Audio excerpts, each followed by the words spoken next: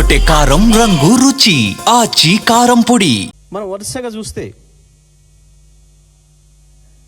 జూపల్లి కృష్ణారావుతో మొదలైంది.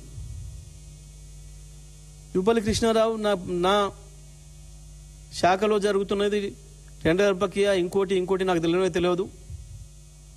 ముఖ్యమంత్రి ఆఫీస్ నుంచే జరుగుతుంది, పైన ఎవరో సూపర్ పవర్ చేస్తూ ఉన్నారు అని చెప్పేసి మాట్లాడిండు.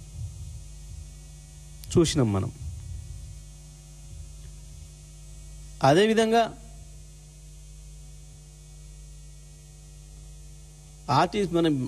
ఈయన మంత్రి, ట్రాన్స్పోర్ట్ మంత్రి, చెక్ పోస్టులకు సంబంధించి, ఇతర విషయాలకు సంబంధించి, పోస్టులకు సంబంధించి నాకు తెలియకుండానే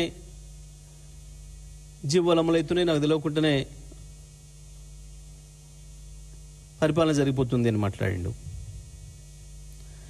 ఇక ఏకంగా కొండా సురేఖ కూతురు స్వయంగా బహిరంగ ఆరోపణలే చేసింది. ముఖ్యమంత్రి మనిషి పేరు చెప్పి వారిని పిలిపించి భయపెట్టి 100 కోట్లు ఇవ్వమని, మళ్ళీ మావాట ఇవ్వమని, చివరికి వాళ్ళ పిఏ మీద కేసు పెట్టి ఆయన అరెస్ట్ చేయడానికి పోతే మంత్రి ఏకంగా కార్లు కూర్చోబెట్టుకొని ఎవడరా మమ్మల్ని అరెస్ట్ చేసేదని చెప్పి తీసుకుపోయిన సందర్భం. ముఖ్యమంత్రి పైన, ఇంకో దాంట్లో రెవెన్యూ మంత్రి పైన, ఇద్దరి పైన ఆరోపణలు చేస్తూ, ఇక ఇంకొక మంత్రి, ఇద్దరు మహిళా మంత్రులు, ఒక మహిళా మంత్రి మీద ఇసుక మొత్తం దూసుకపోతున్నారు, అడ్డగోలుగా ప్రభుత్వ ఖజానాకు బొక్క పెడుతున్నారు అని చెప్పి ఆరోపణలు వచ్చి ఏకంగా పిఏని తీసేయాల్సిన పరిస్థితి వచ్చింది. ఇద్దరు మహిళా మంత్రులు కలిసి రెవెన్యూ మంత్రి మొత్తం మా అన్ని దోసుకపోతున్నాడు, మా జిల్లాలో మా టెండర్లు మాకు కాకుండా ఆయన దోసుకపోతున్నాడు అని చెప్పి ఏకంగా ముఖ్యమంత్రికి ఫిర్యాదు, బహిరంగంగానే ఆరోపణలు.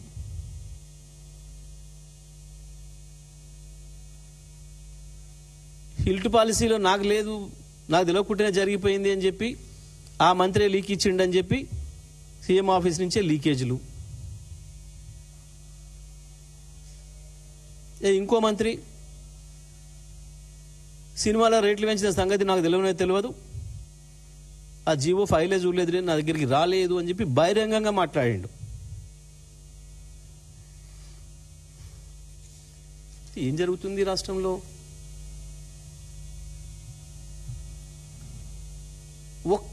ఒక్కడు ఇప్పటి వరకు ఇచ్చిన 6 గ్యారెంటీల మీద మాట్లాడినవాడు లేడు, 420 హామీలు వచ్చి పట్టించుకున్నవాడు లేడు. ఎంతో ఆశగా ఎదురు చూసిండ్రు యువకులు, మాకు 1,00,000 ఉద్యోగాలు, 2 లక్షల ఉద్యోగాలు ఏడాది ఇస్తానన్నాడు, జాబ్ క్యాలెండర్ అన్నాడు అని చెప్పి పాపం పోయింది. 2,000 పెన్షన్ 4,000 చేస్తానంటే మేము ఓటేసినాం కదా అని చెప్పి పాపం మా ఒంటరి మహిళా సోదరిమణులు, మా అవతాతలు ఇద్దరికి ఇస్తానన్నాడు కదా మా ఇంట్లో అని పాపం, మా వికలాంగ సోదరులు 6,000 ఇస్తానన్నారు కదా అని ఎదురు చూసిండ్రు. పాపం రైతు సోదరుల ఆశకైతే పాపం ఆకాశానికి ఎదురు చూసినట్టుంది. వెనకటి వర్షాల కొరకు 15,000 ఇస్తానని, బోనస్ ఇస్తానని, 2 లక్షలు ఇస్తానని అన్ని పోయినాయి. ఆఖరికి ఇలా పాపం వాళ్ళ కష్టార్జితం 40 ఏళ్ళు సర్వీస్ చేసి ప్రభుత్వంలో సేవలు అందించి వాళ్ళ సొమ్ము నెలకు రూపాయి దాచిపెట్టుకున్న డబ్బులను కూడా రిటైర్ అయ్యి ఇంటికి పోయినాడు ఇవ్వాల్సిన డబ్బులను 2 ఏళ్లుగా పాపం ఇవ్వకుండా వాళ్ళని ఏడిపించి వాళ్ళకి ఇవ్వాల్సిన డబ్బులను ఈ రకంగా దోసుకుంటూ పంచుకుంటూ దొంగలు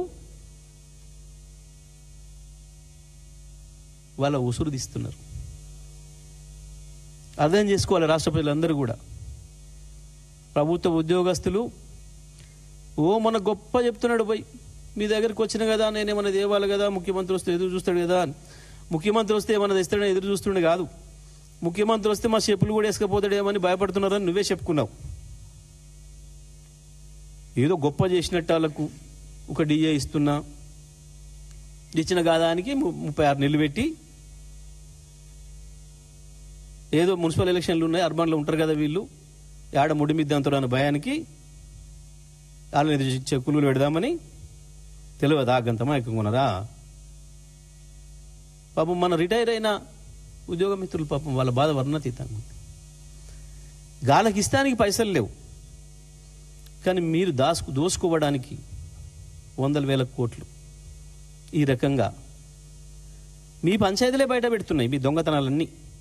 మేము చేసిన ఆరోపణలు కాదు, ఇందులో ఒక్కటి కూడా. అన్నీ స్వయంగా మీ మంత్రులు మాట్లాడినాయి, మీడియాలో రిపోర్ట్ అయినాయి. ఇలా ఏ ఒక్కటి మాది సొంత కవిత్వాలు కావు. మేమేదో ఆధారం లేకుండా ఆరోపణలు చేసేవి కావు. ఇందులో ప్రతిదీ కూడా నేను మాట్లాడిన ప్రతి అక్షరం మీ మంత్రుల నోట్ల నుంచి వచ్చినాయి. ప్రతిదీ కూడా. ఆఖరికి ఎమ్మెల్యేలు, ఒక ఎమ్మెల్యే ముఖ్యమంత్రి ఆఫీస్ నుండే రెవెన్యూ అవినీతి జరుగుతుంది, మొత్తం భూముల కబ్జాలు జరుగుతున్నాయి అని ఒక ఎమ్మెల్యే మాట్లాడాడు, మీ పార్టీ ఎమ్మెల్యే. ఇంకో ఎమ్మెల్యే ఏమీ లేదు ఈ ప్రభుత్వంలో, మొత్తం మంత్రులు దోసుకోవడం, ముఖ్యమంత్రి కుటుంబ సభ్యులు దోసుకోవడం తప్ప మాకు ఏం పని లేదు, సావులకు పెళ్లిలో పోవడం తప్ప అని ఇంకొక ఎమ్మెల్యే మాట్లాడాడు. ఇంకో ఎమ్మెల్యే ఏకంగా మా ముఖ్యమంత్రిని అడిగితే రూపాయి ఇస్తలేడు, వరల్డ్ బ్యాంక్ నుంచి మీరన్నా 100 కోట్లు ఇరే అని పాపం ఉత్తరమే రాసిండు. ఇంత గొప్పగా నడుస్తుంది నీ ప్రభుత్వం, సిగ్గు అనిపిస్తలేదా ముఖ్యమంత్రికి? ఇంకా ఏందో మాట్లాడుతున్నావు పై సిగ్గు లేకుండా ఖమ్మంలో. ఆ కథ కూడా చెప్తా ఇలా నీ మాట్లాడి నీ భాగవతం.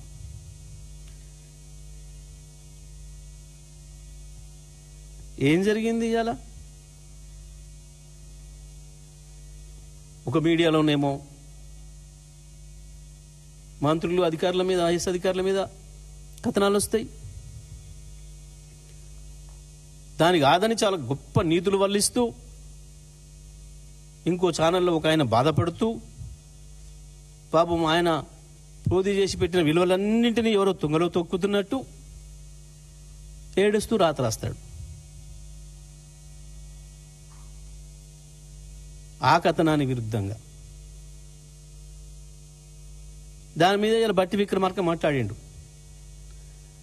మాట్లాడుతూ ఏమంటాడు? నేను రద్దు చేయమని కోరడమే కాదు, ఆర్డర్ ఇచ్చిన, ఆ టెండర్ను రద్దు చేయమని ఆర్డర్ ఇచ్చిన. ఆయన మాట్లాడిన గంటకి ముఖ్యమంత్రి మాట్లాడి, అసలు మా ప్రభుత్వం చాలా పారదర్శకంగా నడుస్తుంది, నీ పారదర్శకంగా నడిచే ప్రభుత్వం అయితే టెండర్లు రద్దు చేయమని ఎందుకు చెప్తాడు ఆ శాఖ మంత్రి, డిప్యూటీ సీఎం? నీ సక్కదనము, నీ డొల్లతనము, నీ దొంగతనము. శాఖ మంత్రి మధ్యాహ్నం రద్దు చేయమని చెప్పినా అని చెప్తాడు. ముఖ్యమంత్రి ఏమీ లేదు, అంత పారదర్శకంగానే నడుస్తుంది, నా పాలనని మాట్లాడతాడు. నీ పాలనే నిజమైతే ఎందుకు రద్దు చేయమన్నాడు ఆయన? చాలా చేస్తావా? ఆ మంత్రిని బర్తరఫ్ చేస్తావా? ఇంత మంచి జరుగుతున్న పాలనలో నువ్వు రద్దు చేసి ఎందుకు చెడ్డ పేరు తెస్తావు, నాకు మచ్చ ఎందుకు తీస్తామని?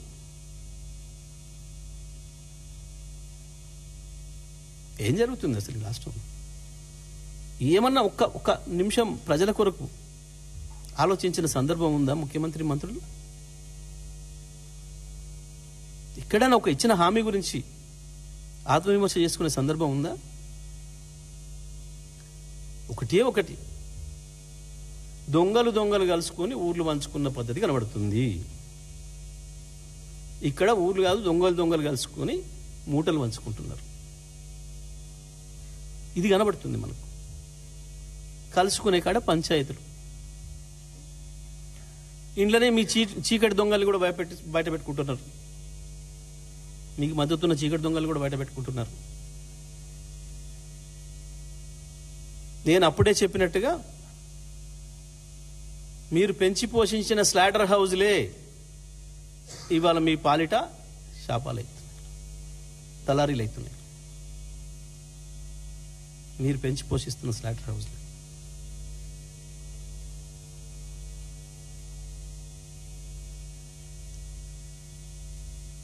ఇప్పుడు నేను మాట్లాడిన మాటలు, నేను చేసిన ఆరోపణలు, నేను చూపించిన నిజాలు,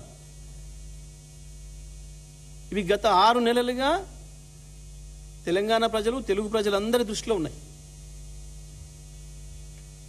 మొత్తం కూడా.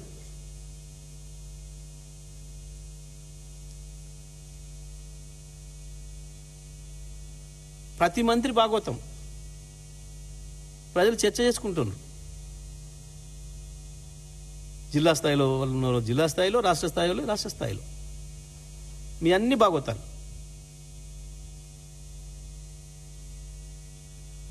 మీరు ఎంత నీచానికి దిగజారుతున్నారో, పరిపాలన వదిలేసి, ప్రజల సంక్షేమం వదిలేసి, రాష్ట్ర అభివృద్ధిని వదిలేసి మీరు చేస్తున్న దుర్మార్గ పనులు ఎటువంటియో ప్రజలు గమనిస్తూనే ఉన్నారు.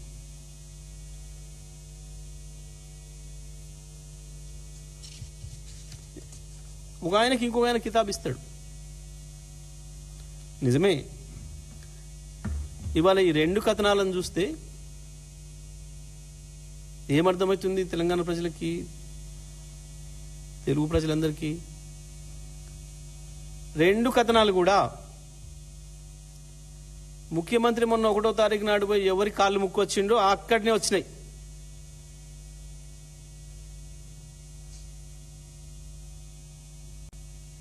తెలంగాణ ముఖ్యమంత్రి పరువు తీసి, ఆ పదవి యొక్క పరువు తీసి దిగజారే కేవలం నీ దొంగతనాలన్నిటిని దాచిపెడతారు రాయకుండా అని చెప్పి నీ బాసు ఆర్డర్ల మేరకు పోయి ఎవరి కాళ్ళు మొక్కి ఎవరిని సంతృప్తి పరిచి వచ్చినవో ఆ రెండిట్లనే వచ్చినాయి అని అంటే ఈ మంత్రులు ఎవరో అర్థం చేసుకోవాలి. ఉన్నాయి మంత్రులు, పైకి ఏం మాట్లాడినా పక్కన చెప్తున్నారు ఇదంతా ముఖ్యమైన ఆఫీస్ నుంచి వచ్చింది మాకెరికే, ఇదంతా ముఖ్యమైన ఆఫీస్ కుట్రే మాకెరికే అని మాట్లాడుతున్నారు చాలా స్పష్టంగా.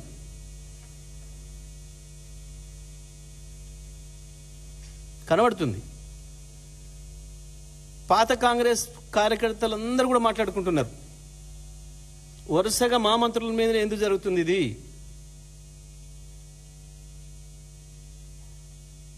శ్రీధర్ బాబు పాత కాంగ్రెస్, పొన్నం ప్రభాకర్ పాత కాంగ్రెస్, వెంకటరెడ్డి పాత కాంగ్రెస్, బట్టి విక్రమార్క పాత కాంగ్రెస్, వరుసగా పాత కాంగ్రెస్ మంత్రుల మీదనే వస్తున్నాయి. ఎందుకు వస్తున్నాయి? ఏం జరగబోతుంది రేపు భవిష్యత్తు?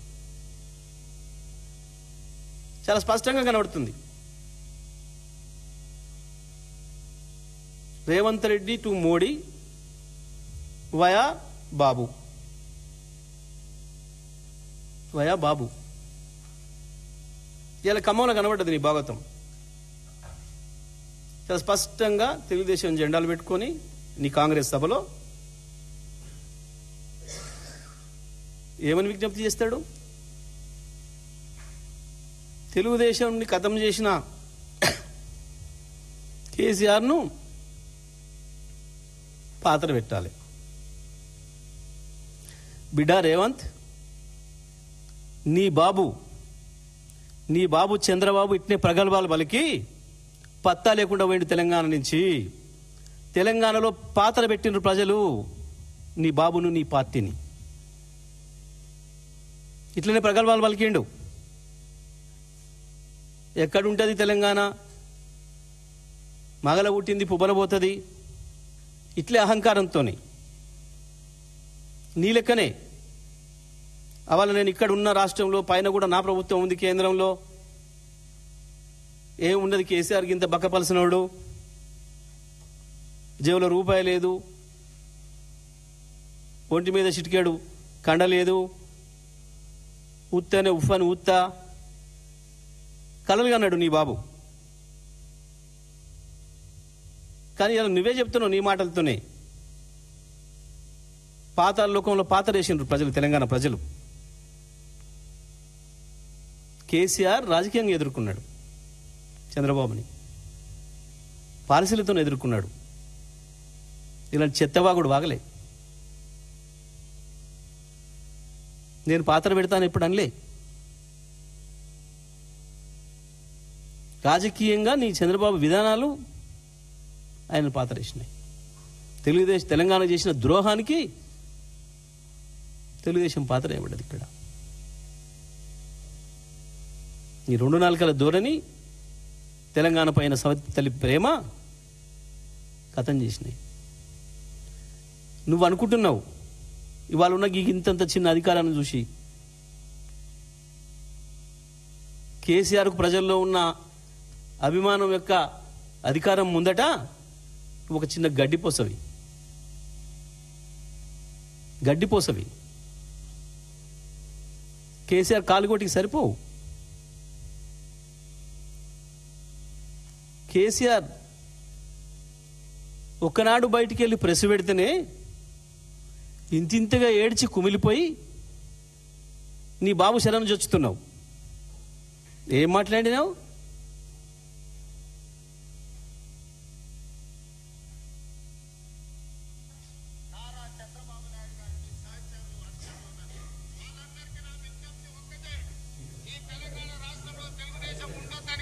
కట్టి ఆ పార్టీ నాయకత్వాన్ని దెబ్బతీసిన చంద్రశేఖరరావును బీఆర్ఎస్ ను సమూలంగా 100 మీటర్ల కోతి తీసి పాతి పెట్టినప్పుడే బీఆర్ఎస్ వాళ్ళు గద్దెలు దిగాలి, ఊర్లలో బీఆర్ఎస్ దిమ్మలు కూలాలి. ఓకే, కూలుతాయి రేవంత్, కూలుతాయి. తొందరలోనే నీ అధికార కోట కూలుతుంది. ఒకటి వాస్తవం, చంద్రబాబు నాయుడికి తెలంగాణలో ఏ గతి పట్టిందో నీకు అంతకంటే అధ్వానమైన గతి పడుతుంది. నువ్వు అనుకుంటున్నావు చంద్రబాబును పారదోలేరు అంతే తెలంగాణ ప్రజలు, కానీ నిన్ను పాతరేస్తారు, అందులో డౌట్ లేదు. నిన్ను రాజకీయంగా పాతరేస్తారు. రానాడే చెప్పిండు కాలోజీ నీలాంటి దొంగలు వస్తారని ఊహించిండు. ప్రాంతేతరుడు ద్రోహం చేస్తే, దోపిడీ చేస్తే ఆవల దాకా పారదోలమన్నాడు. నీ బాబు నది పని చేసిండ్రు. ప్రాంతం వాడే మోసం చేస్తే పాతాళంలోకి పాతరేమన్నాడు. నీకు గా శిక్ష ఇస్తారు ప్రజలు. అల్పపడకు, ప్రగల్భాలు పేలకు. నువ్వు దన్నుకొని నీ దొంగతనాలు, నీ దోపిడీలో భాగస్వామ్యం అడుగుతున్నారని చెప్పి నీ మంత్రులపైన నువ్వు కుట్ర చేసి అదేదో మీ దోపిడి దొంగల మధ్యన పోటీపడి బయట పెట్టుకొని మీ ఇజ్జత్ మీరు రోడ్ల మీద పెట్టుకొని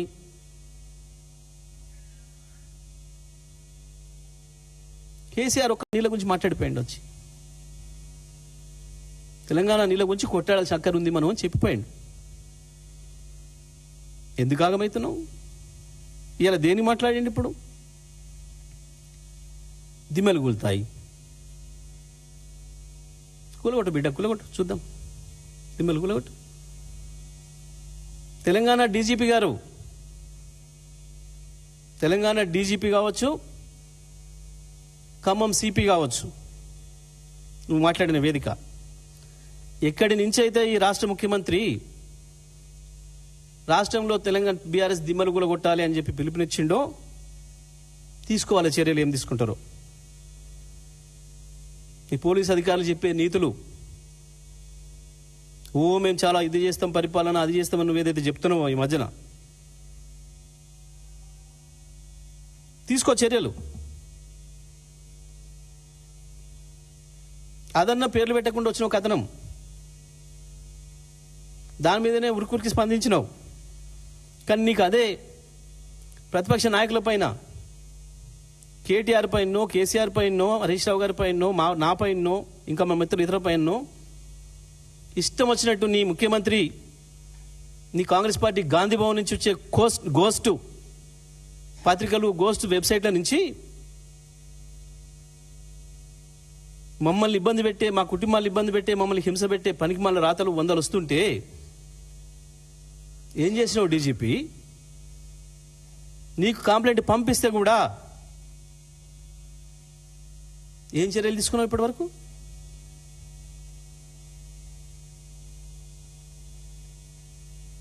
అధికారులకు నీతి, నాయకులకు నీతి ఉంటుందా? చట్టం ఇంకో తిరుగుందా? చెప్పు సమాధానం. మేము ఇచ్చిన కంప్లైంట్ల మీద ఏమేమి ఉన్నాయో చర్యలు తీసుకో.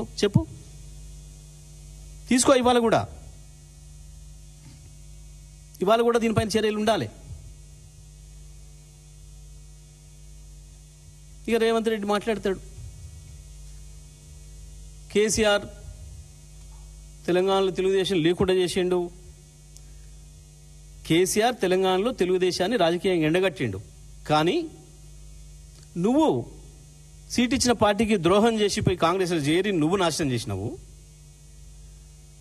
మూటలు పట్టుకొని పోయి దొరికి పట్టపగలు దొరికి ఆ పార్టీ పరువు తీసి నువ్వు నాశనం చేసినావు.